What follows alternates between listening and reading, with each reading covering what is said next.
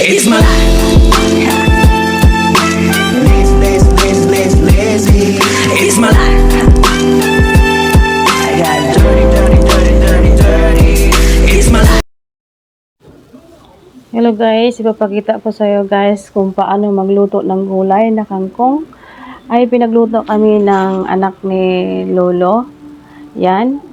Igigisahin lang sa bawang. So nilagay na niya yung bawang. Tapos dinagdagan niya ng mantika. Mamaya-maya ay kanyang isasabay niya dyan ang asin.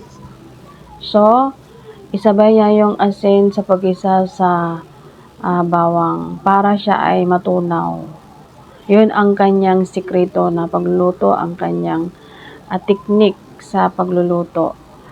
Yan ay very easy lang guys ang pagluluto ng Chinese recipe and Chinese style recipe. Yan, nilagay na yung kangkong guys.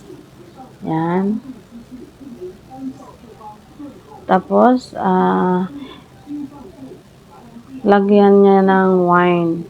Nilagyan niya ng wine guys para hindi daw mangitim. Kaya pa naman guys, pang nagluto ako ay maitim. Kaya ngayon, alam ko na kung paano ang magluto, kung ano ang sikreto para hindi siya mangitim. Okay guys, thank you for watching me. Bye-bye!